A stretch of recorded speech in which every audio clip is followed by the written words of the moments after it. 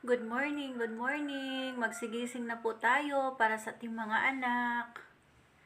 Ayan, magluluto na tayo, guys. Ayan, ang oras natin ay 5:43 kasi maaga ang pasok sa ating mga anak, no?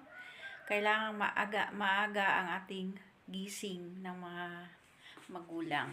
Ayan, mga lalaki o babae. Basta magluto na ta, guys. Pero bago ang lahat, maghihiwa ako ng saingan ani sa inyo, guys. Sa Bisaya is bantiyong. Ayan, nabalatan ko na, hiwain ko pa. Ayan, so let's go, balat. Let's go, hiwa. Tulog pang aking mga anak, guys. Mamaya, mga 6, gigisingin ko na siya.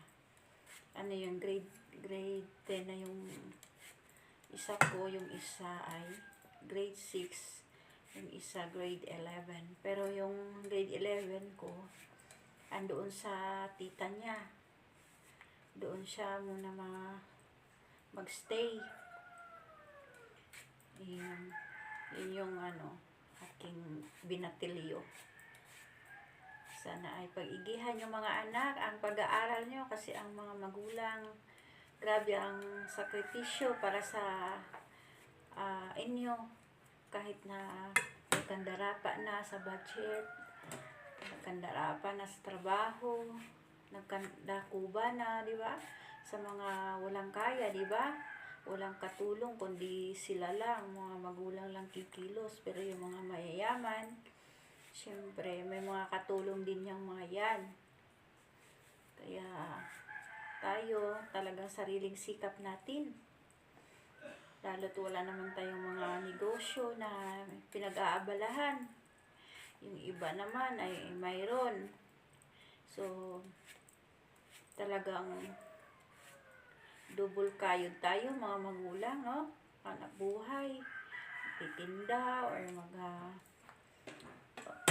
masuka ng construction, mga ganyan. So, sikap at pawis at dugo talaga ang ating bubuhos para sa ating mga anak, guys. Kaya thank you, Lord, kasi binigyan tayo ng lakas ni Lord sa ganitong panahon, guys. Yan, kahit sa maraming nagkakasakit, at least tayo ay malakas. Habang malakas tayo, ayan, ibubuhos natin yung hirap para sa ating mga anak bago tayo ay